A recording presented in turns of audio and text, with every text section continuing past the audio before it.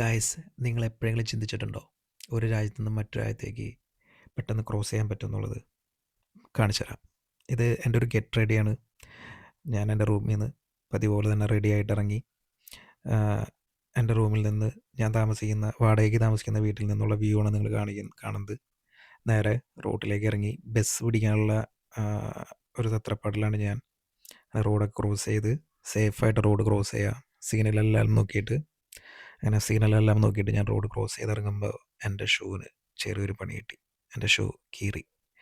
അതുകൊണ്ട് നേരെ തിരിച്ച് റൂമിലേക്ക് തന്നെ ചെന്ന് ഷൂ ഒക്കെ മാറ്റി വീണ്ടും നൈസായിട്ട് പുറത്തേക്ക് ഇറങ്ങി. ചെറിയൊരു മഴ കാണിക്കുന്നുണ്ട് ചെറുതായിട്ട്, എന്നാലും കുഴപ്പമില്ല. ഞാനങ്ങനെ ഞാനങ്ങനെ വീണ്ടും നടത്തി ആരംഭിച്ചു. ഞാൻ ആദ്യം ഉദ്ദേശിച്ച ബസ് സ്റ്റോപ്പിൽ നിന്ന് വേറൊരു ബസ് സ്റ്റോപ്പിലേക്ക് മാറേണ്ടി വന്നു. കാരണം ആദ്യത്തെ ബസ് ഷൂ കാരണം മിസ്സായിപ്പോയി. അങ്ങനെ അടുത്ത ബസ്സിന് വേണ്ടി നമ്മൾ വെയിറ്റ് ചെയ്യാണ്. അടുത്ത ബസ് വന്നവരെ നമ്മൾ ബസ് സ്റ്റോപ്പിലിരുന്ന് ബസ് ദേ വരുന്നത് നമ്മുടെ പച്ച കളർ ബസ്. പച്ച ബസ്സിനൊരു പ്രത്യേകതയുണ്ട്. ഞങ്ങളുടെ സിറ്റിയിലെ ഈ ബസ്സിനെല്ലാം ഫ്രീ ഓഫ് കോസ്റ്റാണ്. കാരണം ഇലക്ട്രിക്കാണ്, ഫുള്ളി ഇലക്ട്രിക്കലാണ് ബസ് പോണത്. അപ്പോൾ ഫ്രീ ഓഫ് കോസ്റ്റാണ്. ഞങ്ങളുടെ ബസ് ചെറിയൊരു ഫോറസ്റ്റിൻ്റെ ഉള്ളിൽ കൂടെ പോകുമ്പോഴുള്ളൊരു വ്യൂ ആണ് ഈ കാണുന്നത്. ഇവിടെ കുറച്ച് ഫോറസ്റ്റൊക്കെ ഉള്ളൊരു സിറ്റിയിലാണ് ഞാൻ താമസിക്കുന്നത്.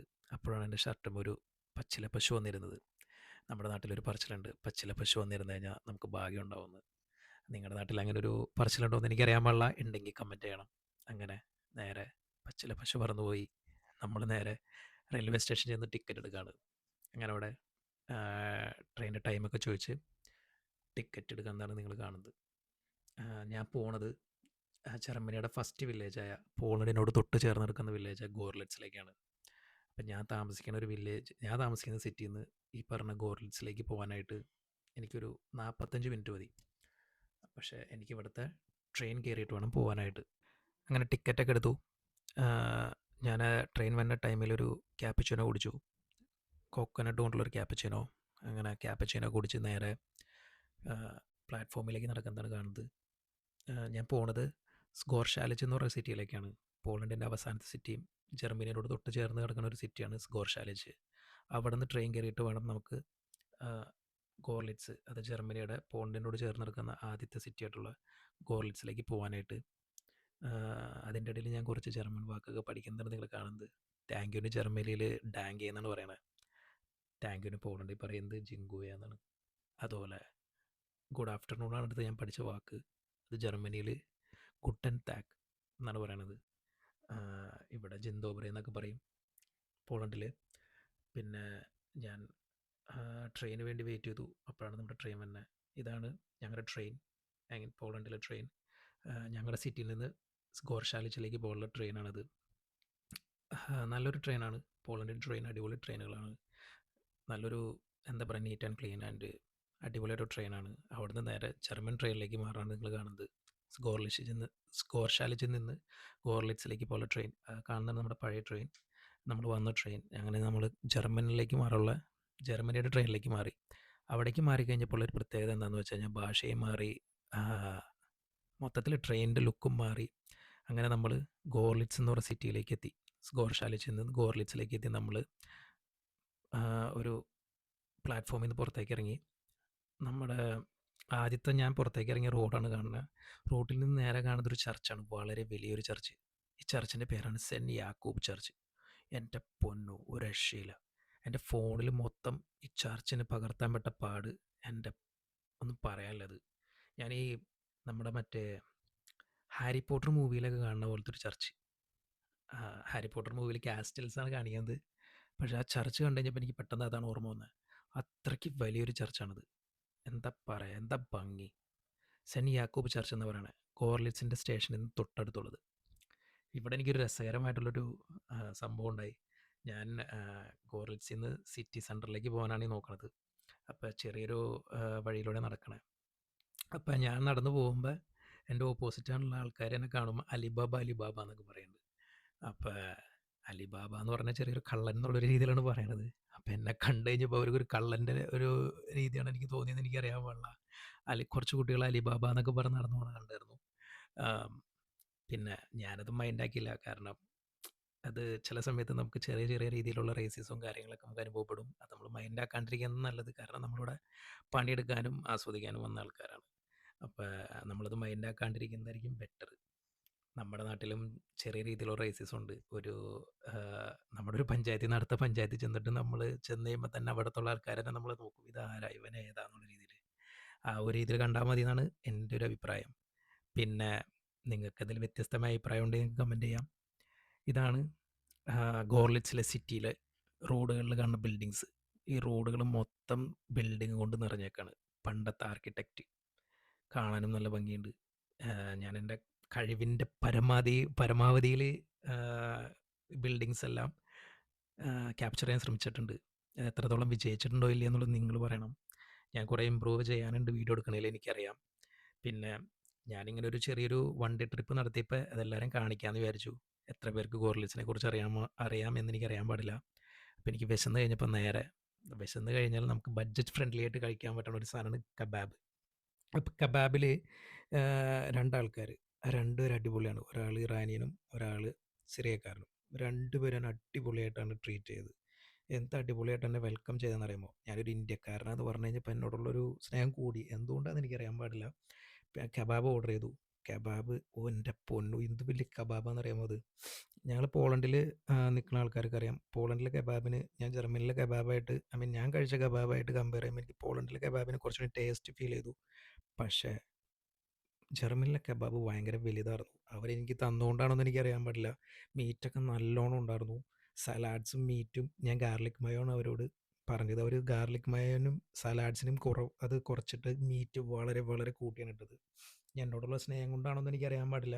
എന്തായാലും അവരുടെ സൽക്കാരത്തിന് ഞാൻ എന്താ പറയുക, ഒരു വലിയ അപ്രിസിയേഷനാണത്. നമ്മളൊരാൾ ഇത്രയൊക്കെ നമ്മളിങ്ങനെ ട്രീറ്റ് ചെയ്യുക എന്ന് പറയുന്നത് വളരെ വലിയ കാര്യമാണ്. എന്നെ സംബന്ധിച്ചിടത്തോളം ആ കബാബ് എനിക്ക് ഒരു ദിവസം എൻ്റെ വയറ്റിൽ കിടക്കും. അത്രയ്ക്ക് വലിയൊരു കബാബാണത്. ഞാൻ ആ കബാബ് നല്ല രീതിയിൽ ആസ്വദിച്ച് കഴിച്ചു. മീറ്റ് വളരെ വളരെ വളരെ വളരെ കൂടുതലായിരുന്നു. അപ്പോൾ ഗോർലിറ്റ്സിലുള്ള ആൾക്കാരുണ്ടെങ്കിൽ കമൻറ്റ് ചെയ്യണം. മലയാളികളുണ്ടെങ്കിൽ പ്രത്യേകിച്ച് കമൻറ്റ് ചെയ്യണം. പിന്നെ എപ്പോഴും പറയണ പോലെ ഹൈഡ്രേറ്റഡ് ആയിട്ടിരിക്കുക. നല്ല ചൂടുള്ള ടൈമാണ് നമ്മുടെ യൂറോപ്പിപ്പോൾ. അപ്പോൾ എപ്പോഴും വെള്ളമൊക്കെ കുടിച്ച് അടിപൊളിയായിട്ടിരിക്കുക, എനർജറ്റിക് ആയിട്ടിരിക്കുക. എപ്പോഴെങ്കിലും സ്ട്രെസ്സും കാര്യങ്ങളൊക്കെ വരാണെങ്കിൽ ഇങ്ങനെ ഓരോ വൺ ഡേ ട്രിപ്പൊക്കെ അടിക്കുക. ഇതെൻ്റെ ഫസ്റ്റ് വൺ ഡേ ട്രിപ്പാണ് പോളണ്ടിൽ നിന്ന് ക്രോസ് ചെയ്തിട്ട് പോണത്. ഞാൻ പോളണ്ടിൽ മിക്ക സ്ഥലങ്ങളും കറങ്ങിയിട്ടുണ്ടെങ്കിലും ഞാൻ പോളണ്ടിൽ നിന്ന് വേറൊരു രാജ്യത്തേക്ക് പോകുന്നത് ആദ്യമായിട്ടാണ്. അങ്ങനെ നമ്മളവിടെ റെയിൽവേ സ്റ്റേഷനിൽ നിന്ന് വീണ്ടും നമ്മൾ കബാബ് കഴിച്ചിട്ട് പ്ലാറ്റ്ഫോമിൻ്റെ അവിടെയുള്ള റെയിൽവേ സ്റ്റേഷൻ്റെ അവിടെ എത്തിന്ന് അവിടെ വന്നിട്ട് റെയിൽവേ സ്റ്റേഷനിൽ നിന്ന് നമ്മൾ വീണ്ടും പുറത്തേക്ക് ഇറങ്ങി നമ്മൾ സിറ്റി സെൻറ്ററിലേക്ക് പോകാനുള്ളൊരു തത്രപ്പാടിലാണ്. അപ്പോൾ ചെറിയൊരു ചാറ്റൽ മഴ വന്നു. അപ്പോൾ ഞാൻ കുറച്ച് രണ്ട് ജർമ്മൻ എന്നെപ്പോലുള്ളൊരു സഞ്ചാരികളെ പരിചയപ്പെട്ടു. അവരിതുപോലെ ജർമ്മനിയുടെ നോർത്ത് പാർട്ടിലുള്ള ആൾക്കാരാണ്. അവർ ജർമ്മനിയുടെ ബാക്കിയുള്ള പാർട്ടുകളൊക്കെ കാണാൻ വേണ്ടി സമ്മറായപ്പോൾ ഇറങ്ങിയതാണ്. അപ്പോൾ ചെറുതായിട്ട് മഴ കുറഞ്ഞു എന്ന് തോന്നിയപ്പോൾ ഞാൻ പയ്യെ പുറത്തേക്ക് ഇറങ്ങി റോഡ് ക്രോസ് ചെയ്തിട്ട് പോകാനുള്ളൊരു സിറ്റുവേഷനിൽ ഇങ്ങനെ വെയിറ്റ് ചെയ്യാണ്. മഴ കുറഞ്ഞ വഴി ഞാൻ പയ്യെ ഇറങ്ങി അങ്ങനെ ഗോർലിറ്റ്സിൻ്റെ സിറ്റിയിലേക്ക് നടക്കുകയാണ്. ഗോർലിറ്റ്സ് വളരെ ബഹളവും ക്രൗഡഡ് ആയിട്ടുള്ള ഒരു സിറ്റി ആയിട്ട് എനിക്ക് തോന്നിയില്ല. ഞാൻ ചെന്നത് ശനിയാഴ്ചയായിരുന്നു. ചെറിയ മഴയുള്ളത് കൊണ്ടാണോ ഇനി ആൾക്കാർ പുറത്തേക്ക് ഇറങ്ങാത്തതെന്ന് എനിക്കറിയാൻ പാടില്ല. എന്തായാലും വളരെ വലിയൊരു സിറ്റിയും ആൾക്കാരെ ഞാൻ അധികം കണ്ടില്ല. എന്നാൽ എല്ലാ സൗകര്യങ്ങളും ഉണ്ട്. ട്രാമും എല്ലാ ട്രാൻസ്പോർട്ടേഷനും നീറ്റ് ആൻഡ് ക്ലീൻ ആയിട്ട്. ഇവിടെ കൂടുതലുള്ളതും ഞാൻ കണ്ടാണ് ഒരു ഇമിഗ്രൻസ് എന്ന് പറയുന്നത് സിറിയ എന്നുള്ള ആൾക്കാരാണെന്ന് എനിക്ക് തോന്നുന്നുണ്ട്. ഞാൻ കണ്ടതും പരിചയപ്പെട്ടതും സംസാരിച്ചിട്ടുള്ള ആൾക്കാരൊക്കെ സിറിയക്കാരായിരുന്നു. പിന്നെ നമ്മൾ കുറച്ച് പാകിസ്ഥാനികളെയും ഇന്ത്യൻസിനെയൊക്കെ ഞാൻ കണ്ടായിരുന്നു. പിന്നെ പിന്നെ അടുത്ത ലക്ഷ്യം എന്ന് പറയുന്നത് സിം എടുക്കുക എന്നുള്ളതാണ്. അങ്ങനെ ഓറ്റോയിൽ ഒരു സിം എടുത്തു. ആ സിം എടുക്കാനായിട്ട് എനിക്ക് കുറച്ച് ബുദ്ധിമുട്ടുകളുണ്ടായി. കാരണം എനിക്ക് ഒന്നാമത്തെ ഭാഷ അറിയാൻ പാടില്ല അവിടുത്തെ. എനിക്ക് പോളിഷാണ് പിന്നെയും കുറച്ച് അറിയാവുന്നത്. അങ്ങനെ എനിക്ക് അവിടുത്തെ തന്നെ ഒരു സൂപ്പർവൈസർ എന്നെ ഹെൽപ്പ് ചെയ്തു. അതൊക്കെ എനിക്ക് വളരെ വലിയൊരു കാര്യമായിട്ട് തോന്നി. കാരണം അവരെന്നെ വളരെ ഫ്രണ്ട്ലി ആയിട്ടാണ് ഹെൽപ്പ് ചെയ്തത്. അവർക്ക് ഭാഷ അറിയാഞ്ഞിട്ടും അവരുടെ മകനെ വെച്ചിട്ട് മകനെ ഫോണിൽ വിളിച്ചിട്ട് എൻ്റെ അടുത്ത് ഇംഗ്ലീഷിൽ സംസാരിച്ചിട്ടാണ് എനിക്ക് ആ സിം വന്നത്. പിന്നെ അവിടുന്ന് പുറത്തേക്ക് ഇറങ്ങിയപ്പോൾ വീണ്ടും മഴയായി. അപ്പോൾ വീണ്ടും ഒരു ക്യാപ്പച്ചിനോ ഓർഡർ ചെയ്തു. അത് കഴിഞ്ഞ് കഴിഞ്ഞപ്പോൾ വീട്ടിൽ നിന്ന് അമ്മ വിളിച്ച് കഴിഞ്ഞപ്പോൾ അമ്മച്ചിയുടെ അടുത്ത് കുറച്ച് കാര്യങ്ങൾ സംസാരിച്ചു. അമ്മേൻ്റെ അടുത്ത് പറഞ്ഞ പോലെ സാധാരണ അമ്മമാർ പറയണ പോലെ സേഫായിട്ട് വീട്ടിലേക്ക് പോകാന്നുള്ള രീതിയിൽ എന്നെ ഉപദേശിച്ചു. അങ്ങനെ കാരണം അമ്മമാരും കുറേ ന്യൂസൊക്കെ കേൾക്കുന്നതാണല്ലോ പുറത്ത് ഒരുപാട് പ്രശ്നങ്ങളൊക്കെ ഉള്ളതും അതും ഇതുമായിട്ടുള്ള കാര്യങ്ങളൊക്കെ. പക്ഷെ എന്നും പറഞ്ഞുകൊണ്ട് നമുക്ക് വീട്ടിലിരിക്കാനും പറ്റില്ലല്ലോ. അമ്മ അമ്മയുടെ സ്നേഹം കാണിക്കുന്നു, നമ്മൾ നമ്മളുടെ എക്സ്പ്ലോർ ചെയ്യാനുള്ള സ്നേഹം കാണിക്കുന്നു. അങ്ങനെ പുറത്തേക്ക് ഇറങ്ങി. അപ്പോഴാണ് ഒരു ഫൗണ്ടെയിൻ കാണുന്നത്, ഒരു കിടിലൻ ഫൗണ്ടെയിൻ. ഇതിന് എത്ര വർഷത്തെ പഴക്കമുണ്ടെന്ന് എനിക്കറിയാൻ പാടില്ല. എന്തായാലും നല്ലൊരു ആർക്കിടെക്റ്റാണ്, നിങ്ങൾക്ക് തന്നെ കാണാൻ പറ്റും.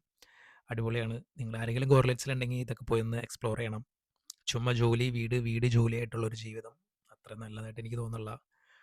നമുക്കും ഒരുപാട് പ്രാരാബ്ധവും കാര്യങ്ങളൊക്കെ ഉണ്ടാവും. പക്ഷെ അതുകൊണ്ട് ഉൾപ്പെടെ അതിലൂടെ ഒരു കാര്യം കൂടി മനസ്സിലാക്കുന്നത്, നമുക്ക് സെൽഫായിട്ടുള്ളൊരു എൻജോയ്മെൻറ്റും വേണം. എന്നാലേ ലൈഫ് ഒരു സുഖമായിട്ട് തോന്നുള്ളൂ. ഇത് വളരെ മനോഹരമായ അടുത്തൊരു ആർക്കിടെക്റ്റാണ്. ഇതും ഒരുപാട് പഴക്കമുണ്ട്. എത്ര പഴക്കമുണ്ടെന്ന് എനിക്കറിയാൻ പാടില്ല. ഞാൻ അത്രയ്ക്ക് വലിയ റിസർച്ചൊന്നും നടത്തിയില്ല. പിന്നെ ആ വ്യൂ, സിറ്റിയുടെ ചെറിയൊരു വ്യൂ ഞാൻ ക്യാപ്ചർ ചെയ്യാൻ നോക്കി. എല്ലായിടത്തും ബിൽഡിങ്ങാണ്, നിറച്ചും ബിൽഡിങ്ങാണ്. റോഡിന് ചുറ്റും മൊത്തം ബിൽഡിങ്ങാണ്. പിന്നെ ഞാൻ ആദ്യമായിട്ടാണ് വ്ളോഗും കാര്യങ്ങളൊക്കെ ഇങ്ങനെ എടുക്കുന്നത്. അപ്പം എൻ്റെ വോയിസിൻ്റെ ക്ലാരിറ്റിക്കോ ഞാൻ സംസാരിക്കുന്നത് എന്തെങ്കിലും മിസ്റ്റേക്ക് ഉണ്ടെങ്കിൽ നിങ്ങൾ എന്നെ പഠിപ്പിക്കണം. നിങ്ങൾ കമൻറ്റ് ചെയ്യണം. നിങ്ങൾ കമൻറ്റ് ചെയ്യണത് എനിക്ക് വളരെ ഉപകാരമായിരിക്കും. പിന്നെ ഇതൊരു മരം കൊണ്ടുള്ള ചെറിയൊരു അമ്പർലയാണ്. നല്ല വെയിലായിരുന്നു. ആ വെയിലത്ത് എനിക്ക് വളരെയധികം സുഖകരമായിട്ടിരിക്കാൻ തോന്നിയത് ആ അമ്പർലയുടെ താഴെയാണ്, ഗ്രീനിഷ് ആയിട്ടുള്ള അമ്പർലയുടെ. പിന്നെ എനിക്കിത് വളരെ വളരെ ഇഷ്ടപ്പെട്ടു. അതുകൊണ്ടാണ് ഞാൻ വീണ്ടും ഇത് ക്യാപ്ചർ ചെയ്തത്. ഇത് വേറൊരു ബിൽഡിങ്ങാണ്, വേറൊരു ആർക്കിടെക്റ്റാണ്, വേറൊരു എന്താ പറയുക, എനിക്കിവിടുത്തെ ആർക്കിടെക്റ്റ് കാണുമ്പോൾ ഇത് എന്താണെന്നൊന്നും എനിക്കറിയാൻ പാടില്ല. പിന്നെ ഇത് നല്ലൊരു ഐഡിയ ആയിട്ട് എനിക്ക് തോന്നി. വെള്ളം ആൾക്കാർക്ക് കുടിക്കാനും ഉപയോഗിക്കാനും, ഇതൊക്കെ ശുദ്ധമായിട്ടുള്ള വെള്ളമാണ്, ആൾക്കാർ ഉപയോഗിക്കണതൊക്കെ ഞാൻ കണ്ടായിരുന്നു. പിന്നെ ആളൊഴിഞ്ഞൊരു കഫറ്റേറിയാണ് കാണുന്നത്. വൈകിട്ടായിട്ടില്ല, വൈകിട്ടാണ് ഈ കഫറ്റേറിയകളൊക്കെ ഫുള്ളാവുള്ളൂ.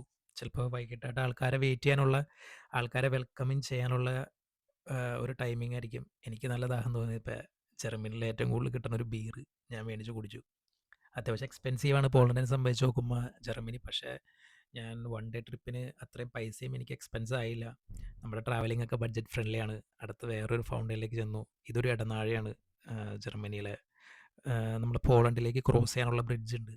ആ ബ്രിഡ്ജിലേക്കുള്ളൊരു ഇടനാഴിയാണ് കാണുന്നത്. പിന്നെ ഞാൻ ആ സിറ്റി വീണ്ടും ചുറ്റിക്കണ്ടു. ശരിക്കും ചുറ്റിക്കണ്ട് കഴിഞ്ഞ് കഴിഞ്ഞപ്പോൾ പല എല്ലാം കണക്റ്റഡ് ആയിട്ടുള്ള കുറേ റോഡുകളും. പിന്നെ ഈ കാണുന്നതെന്ന് പറയുന്നത് ജർമ്മനിയിലൊരു ഫേമസ് ആയിട്ടുള്ള ചർച്ചാണ്, സെൻറ്റ് പീറ്റേഴ്സ് ചർച്ച്. ഇതും വളരെ വളരെ വലിയൊരു ചർച്ചാണ്. ഇതും ക്യാപ്ചർ ചെയ്യാൻ ഞാൻ പെട്ട പാട് എനിക്ക് മാത്രമേ അറിയുള്ളൂ. പിന്നെ ഈ ചർച്ചിൻ്റെ പേരെന്താണെന്ന് ഞാൻ ChatGPT അവിടെയുള്ള ആൾക്കാരോടൊക്കെ സംസാരിച്ചാണ് മനസ്സിലാക്കിയത്. ഇത് ജർമ്മനിയിൽ നിന്ന് പോളണ്ടിലേക്ക് വന്ന ഒരു വ്യൂ ആണ്. ഈ ബ്രിഡ്ജാണ് ഞാൻ പറഞ്ഞത്, പോളണ്ടിനെയും ജർമ്മനിയും കണക്ട് ചെയ്യുന്ന ബ്രിഡ്ജ്. ഈ ബ്രിഡ്ജിൽ കൂടെയാണ് നമ്മൾ ക്രോസ് ചെയ്ത് നടന്നിട്ട് നമുക്ക് പോളണ്ടിലേക്ക് പോകാൻ പറ്റുന്നത്. അപ്പം ഞാനത് പിന്നത്തേക്ക് ആക്കാമെന്ന് വിചാരിച്ച് നേരെ വീണ്ടും നടന്നു കഴിഞ്ഞപ്പോൾ ഞാനൊരു ഗിറ്റാറിസ്റ്റിനെ കണ്ടുപിടിച്ചു. കണ്ടുമുട്ടിയതാണ്, സ്ട്രീറ്റ് ഗിറ്റാറിസ്റ്റ്. ആ മച്ചാനാണെങ്കിൽ, ഞാൻ ആ മച്ചാൻ്റെ അടുത്ത് കുറേ കാര്യങ്ങൾ പറഞ്ഞു. ഈ രീതിയിലുള്ള പാട്ട് വായിക്കാമോ, ആ പാട്ട് വായിക്കാമോ, ഈ പാട്ട് വായിക്കാമോ എന്നൊക്കെ. അപ്പോൾ ആൾ പറഞ്ഞു എനിക്കത് കറക്റ്റായിട്ട് അറിയാൻ പാടില്ല. പക്ഷെ പുള്ളി എനിക്ക് എൻ്റെ അടുത്ത് പറഞ്ഞു, നീ നിൽക്ക്, ഞാൻ വേറൊരു പോർഷൻ, പുള്ളി ചെയ്തിട്ടുള്ളൊരു കോമ്പോസിഷൻ്റെ പോർഷൻ വായിക്കാമെന്ന് പറഞ്ഞു. ഞാൻ അവിടെ നിന്നതൊക്കെ ആസ്വദിച്ചു, നല്ല രീതിയിൽ ആസ്വദിച്ചു. എന്നോട് വളരെ വളരെ വളരെ നല്ല രീതിയിലാണ് അദ്ദേഹം പെരുമാറിയതും. എനിക്കത് ഭയങ്കര ഇഷ്ടമായി. ഞാൻ ശരിക്കും അത് അപ്രിഷ്യേറ്റ് ചെയ്യാണ്.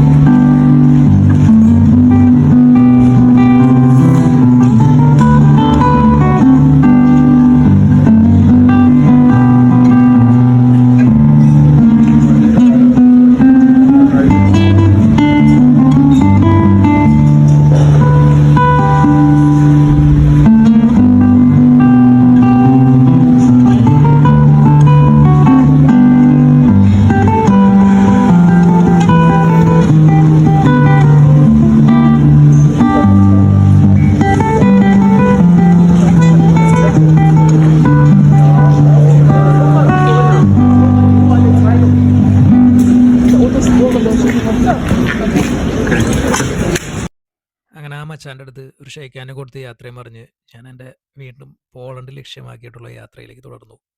കാരണം പോളണ്ടിൽ ചെന്നിട്ട് വേണം എനിക്ക് അടുത്ത ട്രെയിൻ എടുത്ത് വീട്ടിലേക്ക് പോകാനായിട്ട്.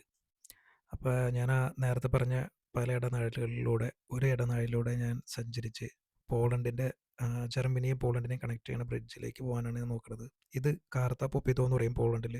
നമ്മുടെ TRC, ടെമ്പററി റെസിഡൻസ് കാർഡ്, ഇതും എൻ്റെ പാസ്പോർട്ടും ബാക്കി ഡോക്യുമെൻറ്റ്സ് ഉണ്ടെങ്കിൽ മാത്രമേ എനിക്ക് പോളണ്ടിലേക്ക് ക്രോസ് ചെയ്യാൻ പറ്റുള്ളൂ. പോളണ്ടിൽ നമ്മൾ വിചാരിക്കാതിനേക്കാളധികം ചെക്കിംഗ് ആണുള്ളത്. കാരണം ഒരുപാട് ഇല്ലീഗൽ മൈഗ്രൻസ് ഉള്ള യൂറോപ്പിൽ പോളണ്ടിലേക്ക് നമുക്ക് ലീഗലായിട്ടുണ്ടെങ്കിൽ മാത്രമാണ് കയറി പോകാനും പറ്റുള്ളൂ. ആ ലീഗാലിറ്റി അവർ നല്ല രീതിയിൽ ചെക്കും ചെയ്യുന്നുണ്ട്. പക്ഷെ വളരെ മാന്യമായിട്ടാണ് നമ്മുടെ അടുത്ത് സംസാരിക്കുന്നതും. അങ്ങനെ ഞാൻ ആ ബ്രിഡ്ജിലേക്ക് കയറി. നല്ലൊരു റിവർ, നീറ്റ് ആൻഡ് ക്ലീൻ ആയിട്ടുള്ളൊരു റിവർ. അടിപൊളി വ്യൂ ആണ് ആ ബ്രിഡ്ജ്.